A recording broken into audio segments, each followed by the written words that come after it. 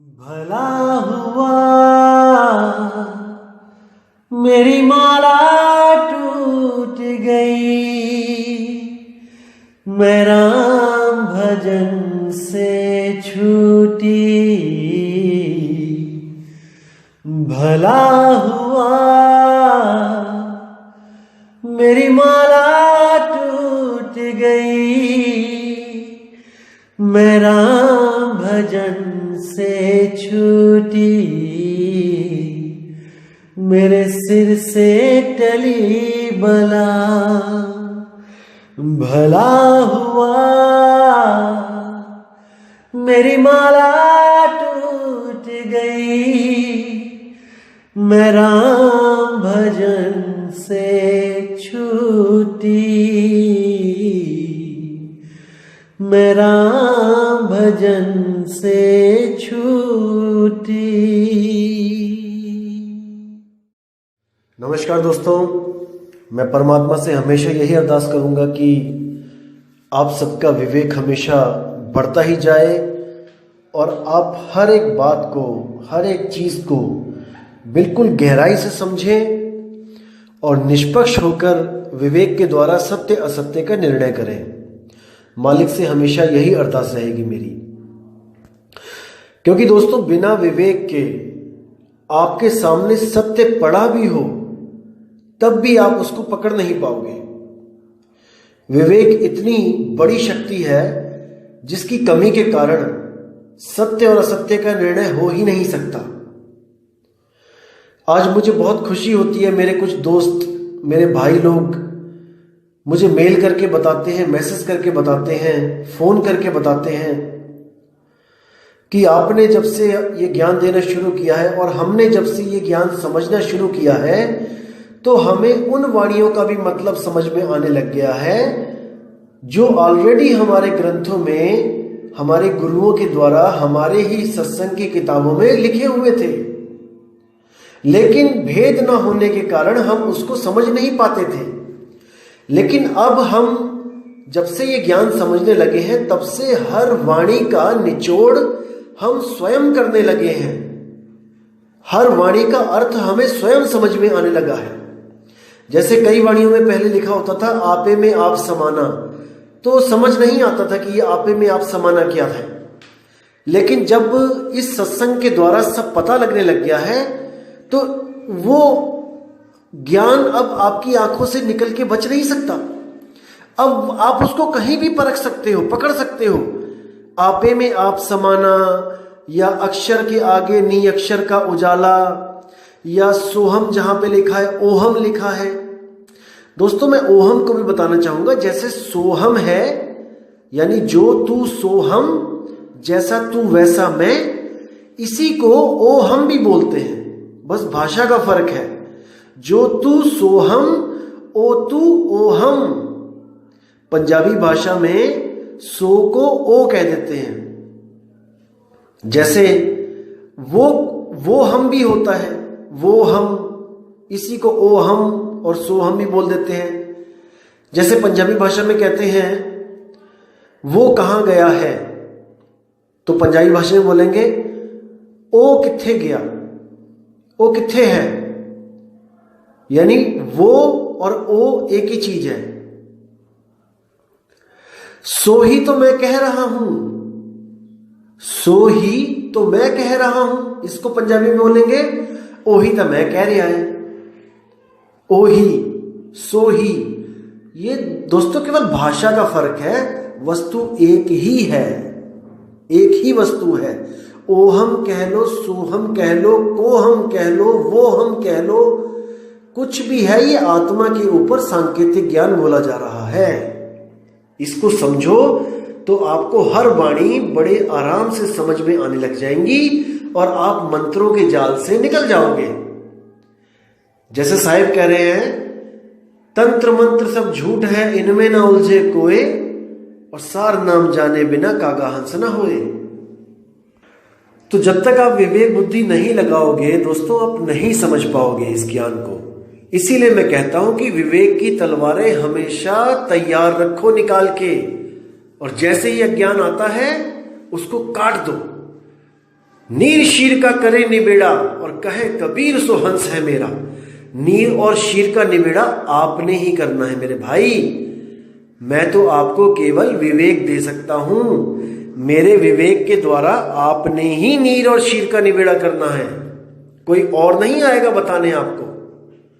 तो वाणी एक होगी, उसके अर्थ आपको 10 बताए जाएंगे अलग अलग गुरुओं के द्वारा, लेकिन ये आपने परख करनी है कि कौन उस वाणी का सही अर्थ कर रहा है विवेक के द्वारा। दोस्तों, 2 तरह के लोग होते हैं, एक होते हैं पढ़े लिखे और एक होते हैं लिखे पढ़े। आज सारा समाज लिखा पढ़ा हुआ पड़ा है, दिक्कत ये आ रही है। लिखा पढ़ा यानी कि जो लिखा हुआ है उसको पढ़ लेते हैं और उसी को सत्य मान लेते हैं, विवेक नहीं लगाते कि जो लिखा हुआ है वो सच भी है कि वैसे ही किसी ने लिख दिया है। और जो पढ़े लिखे होते हैं वो पहले तो पढ़ते हैं, हर चीज को पहले पढ़ते हैं, फिर उसका संशोधन करते हैं, उसमें से सत्य को निकालकर वो लिख देते हैं। सत्य निकाल के लिख देते हैं और असत्य को मिटा देते हैं। वो पढ़े लिखे हैं। तो हमने पढ़े लिखे बनना है दोस्तों, हमने लिखे पढ़े नहीं बनना है। ये आप ही हो जो सत्य और असत्य का निर्णय कर सकते हो। तो दोस्तों, आज जो टॉपिक है हमारा, आज का जो मेन मुद्दा है वो ये है कि कई लोगों की, कई भाई लोगों की, मेरे भाइयों की मेल्स आती हैं, मैसेज आते हैं, वो ये पूछते हैं क्योंकि वो लोग ना थोड़ा भ्रमित हो चुके हैं कुछ नकली आत्मज्ञानियों की वजह से, जिन्होंने उन्हें भ्रम में डाल दिया है कि चेतन, जो हमारे अंदर चेतना है और जो मशीनों के अंदर चेतना है वो एक सी ही होती है। इसको दोस्तों आज समझना है आपने। वो ये कहना चाहते हैं कि जो सेंसर लगे हैं जैसे किसी मशीन में, और वो सेंसर वर्क करते हैं अपने आप, जैसे मॉल्स में कुछ नल लगे हैं और उस पर आप हाथ जैसे ही सामने लाते हो तो सेंसर उसको डिटेक्ट कर देता है और पानी अपने आप चलना स्टार्ट कर देता है। ये भी वो चेतना कह के समझा रहे हैं कि ये भी एक चेतना है, और जो हमारे अंदर चेतना है उसको भी ये सेम कह रहे हैं। दोस्तों, आज इस पे हम लोग विचार करेंगे कि दोनों में फर्क क्या है, क्योंकि जब तक आपको सत्य असत्य का ज्ञान नहीं होगा आप कंफ्यूज रहोगे। दोस्तों, मैंने आपको पहले भी बताया था कई ऑडियोज में कि 2 तरह की चेतनाएं होती हैं, एक जिंदा चेतना, एक मुर्दा चेतना। आज दोनों में बात करेंगे कि जिंदा चेतना क्या होती है और मुर्दा चेतना क्या होती है। दोस्तों, मैंने आपको एक उदाहरण दिया था कि जिंदा चेतना वो होती है जैसे किसी गली में 4 कुत्ते खड़े हैं और अगर वो, जैसे आप उस गली में जाते हो और आपको कुत्ते काटते हैं तो आप दोबारा उस गली में जाने की हिम्मत नहीं करोगे, क्योंकि आप जीवित चेतना हो, आप निर्णय कर सकते हो कि मेरे लिए क्या सही और क्या गलत है। लेकिन एक रोबोट को हम कोई कमांड देते हैं कि उस गली में जाए और रोबोट पे 4 कुत्ते हमला करते हैं और हम दोबारा उसको कमांड दे देते हैं कि रोबोट को वहां जाए, तो वो डरेगा नहीं, वो सीधे चला जाएगा। इसको मृत चेतना कहते हैं। चेतना है लेकिन मृत है, मुर्दा है। तो वो कौन सी चेतना है और ये कौन सी चेतना है जो जीवित है, इस पे आज विचार करेंगे। दोस्तों, जो जीवित चेतना होती है वो आत्मा की चेतना है, आत्मा की सुरति है, जिसकी वजह से मन और तन दोनों जीवित दिखाई देते हैं, जीवित प्रतीत होते हैं, लेकिन असल में वो दोनों जड़ होते हैं, वो मृत होते हैं। केवल और केवल इस सुरति के द्वारा वो जीवित दिखाई देते हैं। तो दोस्तों, ये जो जीवित चेतना है इसको हम कहते हैं सुरति, जो आत्मा का ही एक अद्वितीय अंश है, स्वरूप है। जैसे आप शीशे में देख रहे हो अपनी शक्ल को, तो जो आप देख रहे हो वो सुरति के द्वारा देखा जा रहा है, सुरत के द्वारा। और कई बार होता है कि आप बैठे भी होते हो कहीं पे और सामने वो चीज होती भी है और आपकी सूरत कहीं और होती है और आपको वो चीजें होती हुई भी नहीं दिखाई देती हैं। जैसे मान के चलो कि आप टीचर कोई आपको पढ़ा रहा है और आप सामने बैठे हो उसके, और ब्लैक बोर्ड पे कुछ सवाल लिख रहा है, आपके सामने ब्लैक बोर्ड भी है, टीचर भी है और वो सवाल भी लिखा जा रहा है, लेकिन आपकी जो सुरती है वो कहीं और है, आप कहीं और ही चले गए हो क्लास में बैठे बैठे। तो वो सब सामने होते हुए भी आपके लिए अदृश्य है और आपकी सुरती कहां पे है, जो चीज आप सोच रहे हो। ये जीवित सुरती है दोस्तों, ये जीवित सुरती है। और जो मृत श्रुति है वो क्या है, मृत चेतनता क्या है, वो है इलेक्ट्रिसिटी, वो है एनर्जी।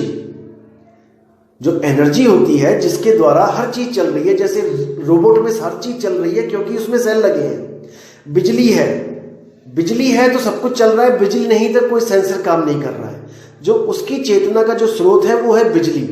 बिना बिजली के, बिना सेल के कुछ नहीं हो सकता। जैसे आपका मोबाइल है, वो फेस डिटेक्ट करता है, वो थंब डिटेक्ट करता है, वो पैटर्न डिटेक्ट करता है, सब कुछ डिटेक्ट कर रहा है वो केवल और केवल बैटरी की वजह से। अगर उसमें बैटरी नहीं है तो उसमें लाइट भी नहीं जलेगी, सब कुछ खत्म है। तो वही बैटरी, वही एनर्जी, वो जीवित चेतना से कैसे अलग है, आज इस पे बात करेंगे। दोस्तों पहले आपको बता दूं मैं कि दोनों की डेफिनेशन सेम है, इसको समझो। दोनों की डेफिनेशन सेम होगी बिल्कुल। कैसे? जैसे हम कहते हैं कि आत्मा या आत्मा की सुरति, इसको ना तो कोई पैदा कर सकता है और ना ही इसका कोई नाश कर सकता है। ना तो आत्मा कभी पैदा होती है, ना ही इसका कभी नाश होता है, यानी कि ये इनफाइनाइट टाइम तक जीवित रहती है, हमेशा रहेगी। और ये एक रस होती है दोस्तों, इस पे विचार करना कि एक रस यानी ये हमेशा समान रहेगी, एक सी रहेगी, चाहे कितने युग क्यों ना बदल जाए, चाहे कोई भी शरीर क्यों ना धारण कर लिया जाए, लेकिन ये एक सी ही रहेगी। अब दोस्तों बात करते हैं मुर्दा चेतना पे। मुर्दा जो है एनर्जी, वो उसकी क्या डेफिनेशन है? उसकी भी सेम डेफिनेशन है। Energy neither be created nor be destroy. ऊर्जा को ना तो कभी पैदा किया जा सकता है और ना ही इसका कभी नाश किया जा सकता है, but we can just transform it from one form to another form. यानी हम इसको बदल सकते हैं एक ऊर्जा से दूसरी ऊर्जा में। जैसे उदाहरण दूंगा मैं, जैसे sun is the source of energy. जो सूरज है वो स्रोत है एनर्जी का। सूरज से जो लाइट एंड हीट एनर्जी आ रही है, हमने उस एनर्जी को अपने सोलर पैनल पे उस पे हिट करवाया, सोलर पैनल लगवाए और उस पे सूरज का जो प्रकाश है उसको हिट करवाया। तो अब जो हीट एंड लाइट एनर्जी है वो कन्वर्ट हो जाएगी किसमें? इलेक्ट्रिकल एनर्जी में। और उस इलेक्ट्रिकल एनर्जी को हम बैटरीज में स्टोर कर लेंगे, जो होगी डीसी, डायरेक्ट करंट। अब इस डीसी को हम इन्वर्टर के द्वारा एसी में कन्वर्ट कर देंगे। तो उस करंट को हम इन्वर्टर के द्वारा जब कन्वर्ट कर देंगे तो वही इलेक्ट्रिकल एनर्जी जब पंखे में जाएगी तो वो मैकेनिकल एनर्जी में कन्वर्ट हो जाएगी, और वही इलेक्ट्रॉनिक एनर्जी जब बल्ब में जाएगी तो वही electronic energy, electrical energy convert हो जाएगी हीट एंड लाइट एनर्जी में। तो इसी तरह ये एनर्जी एक दूसरे में कन्वर्ट होती जाती है और ये कभी खत्म नहीं होती, ये बदलती ही जाती है। अब इस एनर्जी में और हमारी जो चेतनता है, इन दोनों में बस यही फर्क है कि हमारी जो आत्मा है वो कभी बदलती नहीं है, वो एक रस है। और ये जो एनर्जी है ये बदल जाती है। तो कबीर साहब कहते हैं, जो बदले सो माया संतों। जो भी चीज बदल जाती है वो माया है, और जो माया है हमने उसको सत्य नहीं स्वीकार करना है। सत्य वो है जो कभी बदलता नहीं है। तो इस पे पूरा विचार करो दोस्तों, आपको हर चीज समझ में आएगी। और जो लोग कहते हैं कि अगर रोबोट को मंत्र दे दिया जाए, एक सांस में सोहम और एक सांस में ओहम बोलेगा तो रोबोट भी, उसकी भी चेतना आजाद हो जाएगी, दोस्तों इनसे बड़ा मूर्ख कोई नहीं है इस दुनिया में। क्योंकि वो चेतना जीवित चेतना ही नहीं है, उसको आजादी की कोई जरूरत ही नहीं है। क्या कोई इलेक्ट्रॉनिक चीज आपने देखी है जो मुक्ति के लिए गुरु धारण कर रहा है? नहीं कर रहा है। ये तो केवल जीवित चेतना है। ये इंसान है जो गुरु के लिए, मुक्ति के लिए दर दर भटक रहा है, क्योंकि उसको पता है कि मुझे दर्द होता है, इस चेतना को दर्द होता है भाई, महसूस कर सकता है ये चेतन मन और तन के द्वारा। लेकिन उस चेतन को, जो नकली चेतना, डुप्लीकेट चेतना है, उसको दर्द महसूस नहीं होता है। एक रोबोट को आप कितना भी मारो, कितना भी क्यों ना तोड़ो उसको, लेकिन वो हाय नहीं कहेगा। और आपके अगर कोई एक डंडा मारेगा तो आपके मुंह से हाय निकलेगा। यही फर्क है एक जीवित और मृत चेतना में। दोस्तों, आपने भ्रमित नहीं होना है ऐसे नकली आत्मज्ञानियों की बातें, फिजूल की बातें सुनकर, बिना सिर पैर की बातें सुनकर। आपने संतों पे भरोसा रखना है, आपने संतों की वाणियों पे भरोसा रखना है। और आपको एक चीज़ और बता दूं कि कई लोग कहते हैं कि देखो ये बाणियाँ ही पढ़ के सुनाते रहते हैं या ये नकलची हैं। दोस्तों, बाणियाँ पढ़ने का एक मकसद होता है, जैसे बाणियाँ लिखने का एक मकसद है। बाणियाँ लिखने का मकसद ये है कि किसी भी आदमी को वो रास्ता बताया जाता है बाणियों के द्वारा कि वो जिस रास्ते पे चल रहा है वो सत्य है या नहीं है। उसको परखने के लिए बाणी लिखी जाती है। बाणियाँ रटने के लिए नहीं लिखी जाती कि इसको आप रट लो तो आप मुक्त हो जाओगे, नहीं।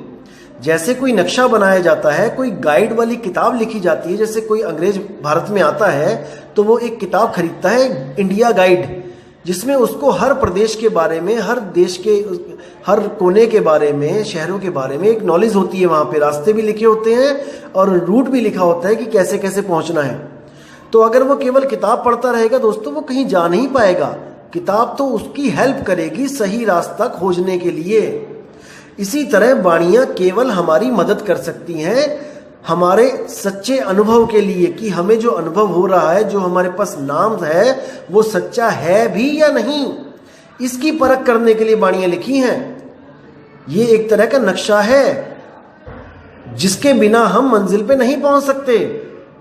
और जो लोग कहते हैं कि आप बाणियाँ छोड़ दो, आप बाणियाँ पढ़ के भ्रमित हो जाते हो, दोस्तों वो ये कहना चाह रहे हैं कि आप अपने अपने नक्शे फाड़ दो और आप खुद से खोज करो। दोस्तों, अरबों जन्म लग जाएंगे, अरबों जन्म बिना नक्शे के उस चीज़ को खोजने के लिए, लेकिन वो सतगुरु एक सैन में ही लिखा देता है जो हमने अरबों जन्म के बाद प्राप्त करना था, और वो भी नहीं कर पाएंगे अरबों जन्म के बाद भी, क्योंकि गर्भ जून में आने के बाद हम सब कुछ भूल जाते हैं। हम शुरुआत से शुरुआत करते हैं। आज एक डॉक्टर मर जाए पीएचडी करके, कोई डॉक्टर लग गया किसी के नाम के आगे पीएचडी करके, वो मर जाए दोस्तों, दोबारा उसको एलकेजी से स्टार्ट करना पड़ेगा। अगर इंसान जन्म मिल गया तो वो यहाँ की सारी पढ़ाई भूल जाएगा। अगले जन्म में दोबारा से 0 से स्टार्ट करेगा, फिर 99 पे आके फिर मर जाएगा, फिर 0 से स्टार्ट करेगा, क्योंकि 100 तक तो पहुंच ही नहीं सकते बिना गुरु के।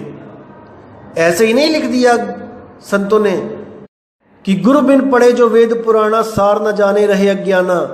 बिना गुरु के वेद पुराण भी पढ़ लोगे, सार नहीं निकाल पाओगे, क्योंकि सार तो सतगुरु आके बताता है। तो दोस्तों, आपने भ्रमित नहीं होना है, ऐसे लोगों से बच के रहना है और उनके ज्ञान को चुनौती देनी है अपने विवेक के द्वारा। अब मैं आपको देता हूं विवेक। आपने क्या सवाल करना है ऐसे नकली आत्मज्ञानियों से? आप सबसे पहले उनको ये पूछो कि आप कहते हो कि हमें खुद को मार देना है, यानी कि आप पूरी तरह से मर जाओ तो आप मुक्त हो जाओगे। तो उनसे पूछो कि भाई, जब हम पैदा नहीं हुए थे, जब प्रथम बार हम इस दुनिया में नहीं आए थे, उससे पहले भी तो हम मरे हुए थे, उससे पहले भी तो हम मुक्त थे। तो जब हम पहले से मरे हुए थे और हमें सुन्न ने जिंदा कर दिया, सुन्न ने हमें पैदा कर दिया, और हम दोबारा से फिर मर जाएंगे, तो क्या गारंटी है कि सुन्न हमें पैदा नहीं करेगा, दोबारा हम पैदा नहीं होंगे? क्या लिखित गारंटी है इसकी? क्योंकि हम पैदा होने से पहले मरे ही हुए थे। तो क्या कारण हुआ कि हमें सुन्न ने पैदा किया और आत्मा खड़ा देखता रहा, हंसता रहा, और आज वो करोड़ों में से, अरबों में से किसी एक आदमी को कहता है कि आत्मज्ञान दे देता हूं, और वो बाकियों को नहीं दे रहा है, पक्षपात कर रहा है वो आत्मदेव। सुन्न के बारे में कह देंगे कि ये एक सनातन प्रणाली है, कोई सनातन नियम है, ये अखंड नियम है, आत्मा के द्वारा बनाए गए नियम है, क्योंकि सुन्न तो जड़ है, चेतन तो आत्मा ही है, आत्मा ही सब कुछ है, तो कानून तो आत्मा ही बनाएगा, सुन्न क्या बनाएगा कानून? भाई, प्रधानमंत्री के आगे एक आम आदमी क्या कानून बनाएगा? कानून तो प्रधानमंत्री बनाएगा ना। तो आत्मा का ही सारे कानून है। ये जितनी भी सृष्टि पैदा हो रही है, ये आत्मा की वजह से ही हो रही है, क्योंकि आत्मदेव स्वयं भूल में है, इसीलिए तो सृष्टि पैदा कर रहा है। और उसके बाद खुद ही कृपा कर रहा है कि तू सृष्टि से बाहर आ जा। अरे हमें डाला ही क्यों है, हमें बनाया ही क्यों है, जो अब कृपा भी कर रहा है आत्मदेव कि तू सृष्टि से बाहर आ जा, तुझे मुक्त कर देता हूं। हम पहले ही मुक्त थे, हम आए क्यों, क्या भूल हुई सृष्टि बना के। तो इसको समझो दोस्तों। कबीर साहब साफ साफ कहते हैं, पहली साखी बीजक में, पहली ही साखी चेताते हैं वो कि जैया जन्म मुक्ता हता तैया हता ना कोय, और छठी तुम्हारी है जगह तू कहां चला भिगोए। बिल्कुल स्पष्ट कह दिया कि तू कहां 5 तत्वों में भ्रमण कर रहा है, इस देह में भ्रमण कर रहा है। तू विदेही था, तू कहां चला भिगोए। वो जानते हैं कि गलती कहां हुई है, और उस गलती को ठीक करवाने वाला ही सतगुरु होता है, ना कि उस गलती को शाश्वत नियम बता के कह दे कि ये शाश्वत नियम है जन्म और मरण, आप पैदा हुए हो शाश्वत नियम के अनुसार। तो वो आपको भ्रमित कर रहा है दोस्तों, उसको समझो, पकड़ो उसको। आपको एक छोटी सी कहानी सुनाता हूं, आप बहुत अच्छी तरह समझ जाओगे उस कहानी को सुन के कि असल में प्रॉब्लम आती कहां पे है। क्या होता है दोस्तों, एक बार एक दुकानदार होता है और एक उसका खरीदार होता है, जो उसका ग्राहक होता है। वो दोनों बहुत अच्छे मित्र होते हैं आपस में। तो जो कस्टमर होता है वो उधारी लेता है दुकानदार से, और हर महीने वो 1000 रुपए का उधार उससे लेता होता है, और हर साल वो 12 महीने होने पर 12,000 रुपए उसको दे देता होता है। तो क्या होता है दोस्तों कि वो सामान उधारी लेता रहता है, 11 महीने तक लेता है। 12वें महीने में गलती से दुकानदार 1000 की जगह 1100 रुपए लिख देता है, गलती से 1100 रुपए लिख देता है, और हिसाब क्लोज करके इंतजार करता है कि उसका दोस्त आएगा और वो सारे पैसे उसको देगा। और वैसी ही एक किताब कस्टमर जो उसका दोस्त है वो भी अपने घर में रखता है, और जब भी वो उधार लेता था तो उस पे वो दुकानदार के साइन करवा लेता होता है। जैसे 1000 रुपए का उधार लिया तो 1000 रुपए दुकानदार भी अपनी कॉपी पे लिखता था हिसाब किताब में, और जो कस्टमर था वो भी अपनी एक कॉपी लगा रखी थी, उस पे भी 1000 रुपए लिखवा के दुकानदार के साइन करवा लेता था। तो दोनों का हिसाब मैच करता होता था, और दोनों संतुष्ट थे कि हाँ, जितना मैंने अपना सामान लिया है उतना ही मैं आपको वापस करता हूं। यानी कोई उसमें मतभेद नहीं होता था, कोई झगड़ा नहीं होता था कि तूने ज्यादा लिख लिया कि मैंने कम दी है। तो होता क्या है कि वो गलती से जो 1100 लिख लेता है, उसी के अगले दिन उसकी मौत हो जाती है दुकानदार की। तो जब कस्टमर आता है दुकान पे हिसाब किताब करने, तो उसका लड़का बैठा होता है दुकान पे। तो उसका लड़का जब उसका हिसाब किताब करता है तो 12,000 की जगह 12,100 रुपए का हिसाब निकलता है। तो कस्टमर कहता है कि नहीं भाई, ये गलत लगाया आपने हिसाब, 12,100 नहीं हो सकता, 12,000 ही हो सकता है, आपने जरूर कोई गलती करी है। तो वो कहता है कोई बात नहीं अंकल, आप अपनी वाली कॉपी ले आना जिसपे आप लिखते थे, तो हम मैच कर लेंगे। उसके पहले क्या होता है कि वो अपनी बीवी से भी कहता है कि इसका हिसाब देखो, कहीं मुझसे गलती तो नहीं हुई है कहीं। तो वो भी जब पूरा काउंट करती है तब 12,100 रुपये आता है। तो वो कहता है गलती तो नहीं निकली। फिर अपने लड़कों से कहता है कि तुम देखो, वो भी हिसाब करते हैं, 12,100 ही आता है, कोई प्रॉब्लम नहीं है, क्योंकि सबका हिसाब तो वही आएगा, कितनी बार भी गिन लो उसको, क्योंकि उनको गलती नहीं पता है कि गलती कहाँ पे हो रही है, वो केवल उस लिखी हुई का हिसाब लगा रहे हैं। अब जब वो दूसरा बंदा जो कस्टमर होता है वो अपनी कॉपी लेके आता है और उसमें वो दिखाता है कि देखो जहां जहां पे मैंने उधार लिया है आपके पिताजी से मैंने साइन करवाए हैं, जब वो दोनों मैच होते हैं तब उनको पता लगता है कि गलती कहां पे हुई है, और वो उस गलती को सुधारते हैं और उनका हिसाब बिल्कुल डिट्टो सेम आ जाता है। तो दोस्तों, यहां से आप केवल इस चीज को पकड़ो कि जब तक आप गलती को सुधारोगे नहीं, आपका हिसाब हमेशा गलत आएगा, चाहे आप उसको 100 बार कर लो। तो हिसाब करने में गलती नहीं हो रही है, गलती लिखने में हुई है, प्लस करने में नहीं हुई है। आप चाहे खुद से प्लस करो, उसको जोड़ो, चाहे कैलकुलेटर पे जोड़ो, चाहे कंप्यूटर पे जोड़ो, लिखा हुआ जो है उसको जोड़ने पर वही आएगा, जो एक बार आएगा वही 100 बार आएगा। लेकिन जब लिखने में ही गलती हो गई है तो भाई गलती जोड़ में नहीं है। इसी तरह जो शून्य से पहला जीव जो प्रकट हुआ है, जो कहते हैं नकली आत्मज्ञानी की महाचेतन सत्ता प्रकट हो गई उस शून्य में से। दोस्तों यही तो सबसे बड़ी गलती है, इसी गलती को तो सुधारना है। जब तक इस गलती को नहीं पकड़ोगे, नहीं सुधारोगे दोस्तों, बार बार ये शून्य आपको पैदा कर देगा, क्योंकि आप पैदा होने से पहले भी मरे हुए थे और आज भी आपको यही थ्योरी रटवाई जा रही है कि आपने मर जाना है। मर जाओ दोस्तों, कैसे मरोगे? मरे तो पहले भी थे, जिंदा कैसे हो गए? आज मरोगे तो कल को फिर जिंदा हो जाओगे, मुक्ति नहीं मिल सकती। इसलिए कबीर साहब कहते हैं, ऐसा गुरु ढूंढ जो तेरी भूल को सही करवा दे, जो तेरी भूल को सही करके उस चीज को सही कर दे, तब तेरी मुक्ति होगी। इसीलिए उन्होंने बोला है, पहले भूला ब्रह्म खंडित झाई आपन मानी, जो है सनातन सोई भूला और ये दोनों अज्ञानी। भूल मिटे गुरु मिले पारखी, पारख देई लखाई, कहे कबीर भूल की औषध, पारख सबकी भाई। उस भूल को तभी मिटा सकते हो जब पारख करोगे, परख करोगे, विवेक लगाओगे।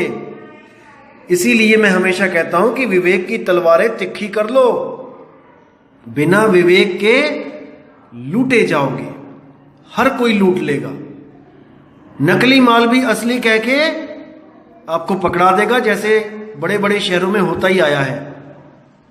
चोर बाजार जैसे लगे होते हैं, आप वहां जाओगे, आपको नकली माल असली कह के चेप देंगे और आप उसको लेके घर आ जाओगे और आप नुकसान भरोगे। इसलिए दोस्तों हमेशा विवेक को जागृत रखो, चेत रखो, सचेत रखो अपने आप को, ताकि कोई आपको लूट ना ले। क्योंकि मीठी मीठी बातें और अटपटी बातें करने वाले बहुत से मिलेंगे जो आपको बातों में उलझा लेंगे। निर्धुन की भक्ति करो, निर्नाद की भक्ति करो, निशब्द की भक्ति करो, और जब आप पूछोगे कि है क्या वो निर्धुन, क्या वो कोई शब्द है, तो कहेंगे शब्द से भी परे। तो कहोगे कोई आवाज है, आवाज से भी परे। कोई कहोगे कोई सुन्न है, गैप है, उससे भी परे। बस एक ही वर्ड रट लिया है, उससे भी परे, उससे भी परे। अरे भाई बता तो दे क्या है वो। नहीं बताएंगे क्योंकि खुद को नहीं पता। निर्नाद निर्धुन की भक्ति करो, कैसे करोगे बताओ, भेद बताओ। अरे तुमसे ज्ञान लेने के बाद भी अगर हमें इंतजार करना पड़ेगा तो फिर इससे अच्छा तो हम आत्मदेव से ले लेते डायरेक्ट ज्ञान। आपसे लेने की क्या जरूरत पड़ी हमें, आत्मदेव खुद हमें ज्ञान दे देता। तो दोस्तों भ्रमित नहीं होना है ऐसे लोगों के चक्कर में। है वो मेरा ही भाई, लेकिन अगर मेरा भाई आप लोग का नुकसान करेगा तो वो मेरा भाई नहीं है। मैं आपको सचेत करूंगा उससे, हालांकि मेरी उससे कोई दुश्मनी भी नहीं है, लेकिन मैं उससे बचाने की पूरी कोशिश करूंगा आपको, क्योंकि आप मेरे मालिक के हंस हो। मेरा किसी से कोई बैर नहीं है, मेरा कोई दोस्त नहीं है।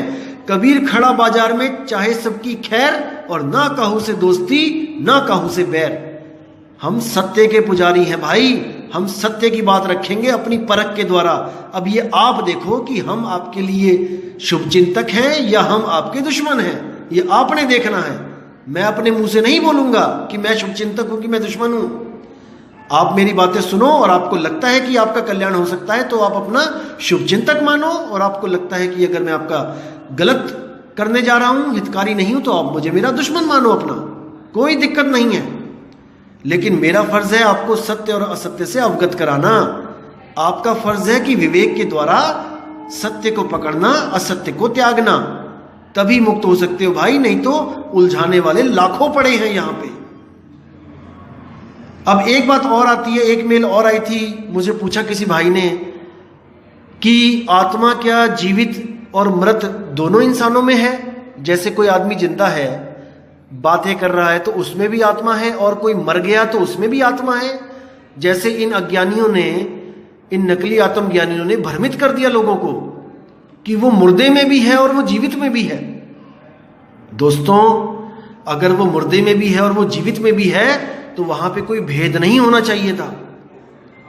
लेकिन मुर्दा बोल नहीं सकता, पड़ा हुआ है, और जीवित बोल रहा है, खा रहा है, पी रहा है, हंस रहा है। दोनों में बच्चा भी बता सकता है कि क्या फर्क है। इन नकली आत्मज्ञानियों की बुद्धियों पे क्या पत्थर पड़ गए हैं मुझे तो समझ में नहीं आता। असल में ये लोग ब्रह्म को आत्मा समझ बैठे हैं। आपको मैं बता दूं दोस्तों कि ब्रह्म सर्वव्यापी है। ऐसी कोई जगह नहीं जहां पे ब्रह्म नहीं है, चाहे वो जीवित आदमी हो चाहे मृत हो। जिंदा आदमी में भी ब्रह्म है और मुर्दा आदमी में भी ब्रह्म है, क्योंकि ब्रह्म सर्वव्यापी है, आत्मा सर्वव्यापी नहीं है। ब्रह्म की तरह आत्मा सर्वव्यापी नहीं है। इसको गांठ बांध लो आप। आत्मा का भेद बताया जाता है, ब्रह्म तो हर जगह है, भेद बताने की भी जरूरत नहीं है, वो बिना जाने ही सब कुछ है। आप साकार को मान रहे हो तो वो साकार ब्रह्म है, आप निराकार को मान रहे हो वो निराकार ब्रह्म है। दोनों तरह के ब्रह्म है, सर्वगुण भी है निर्गुण भी है। इसीलिए कबीर साहब ने कहा कि सर्वगुण निर्गुण द्वंद्व पसारा और दोनों पड़ गए काल की धारा। ना साकार ना निराकार, परमात्मा ना साकार है ना निराकार है, आत्मा ना साकार है ना निराकार है, आत्मा दोनों से परे शब्द स्वरूप है। इसको समझो, इसको समझ लिया तो भ्रम से निकल आओगे कि परमात्मा साकार है या निराकार है। साकार और निराकार देह के लक्षण हैं भाई, विदेह के लक्षण नहीं है। इस बात को गहराई से समझ लो। तो दोस्तों, उम्मीद करूंगा कि आज के इस ज्ञान से आपके काफी भ्रम के पर्दे उठे होंगे और आप में विवेक शक्ति और बड़ी होगी कि आप सत्य और असत्य का निर्णय कर सको। दोस्तों, मैं बस यही चाहता हूं कि आप इतने विवेकी हो जाओ कि आपको कोई मूर्ख ना बना पाए। आजकल ट्रेंड चला हुआ है कि लोगों को मूर्ख बना के अपनी इज्जत करवाना, अपनी वाहवाही लूटना, चाहे आपको कैसे ही मूर्ख क्यों ना बनाया जाए, चाहे बातों से, साम दाम दंड भेद कुछ भी करके, आपको भ्रमित करके खुद महान बन जाना और सबको अपना गुलाम बना लेना। मानसिक गुलाम। दोस्तों, मानसिक गुलाम शारीरिक गुलाम से भी ज्यादा खतरनाक होता है। जो लोग ये मानसिक गुलाम बनाते हैं लोगों को, ये बुद्धि को कैच कर लेते हैं, अपने इशारों पे चलाते हैं, आपकी विवेक की क्षमता खत्म कर देते हैं। लेकिन मैं कभी नहीं चाहता कि आपकी विवेक की क्षमता खत्म हो। दोस्तों, आप विवेक जगाओ। मैं आपको कोई मानसिक गुलाम बनाने नहीं आया हूं यहां पे कि आप हर चीज मुझसे पूछो कि ये सही है कि गलत है। आप में भी वही शक्ति है दोस्तों जो मुझ में है। बस विवेक जगा लो अपना।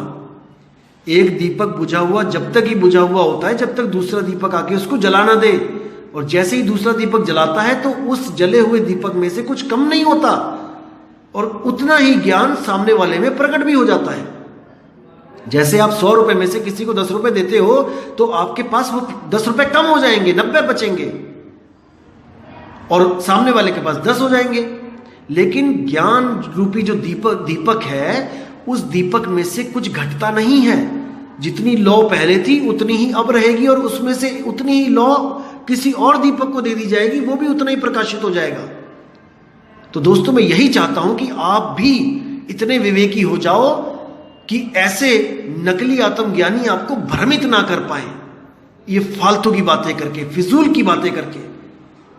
तो दोस्तों, उम्मीद करूंगा कि आज बहुत ही ज्यादा विवेक आपका जागृत हुआ होगा और मालिक से दुआ करूंगा कि आप ऐसे ही विवेकी होते चले जाओ और आप सत्य पथ पे अग्रसर हो जाओ और मुक्ति की तरफ हमेशा कदम बढ़ाते चलो।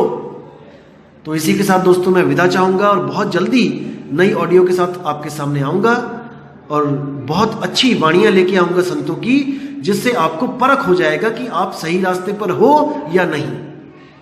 इसी के साथ दोस्तों मुझे विदा दीजिए। जय गुरु बंदी छोड़ विराग साहिब, जय गुरु बंदी छोड़ मदन साहिब, जय जय सतगुरु बंदी छोड़ सतगुरु सत्य कबीर साहिब की सदा ही जय हो। साहिब बंदगी सतनाम। भला हुआ मेरी माला टूट गई, मैं राम भजन से छूटी। भला हुआ मेरी माला टूट गई, मैं राम भजन से छूटी। मेरे सिर से टली बला, भला हुआ मेरी माला टूट गई, मैं राम भजन से से छूटी, मैं राम भजन से छूटी।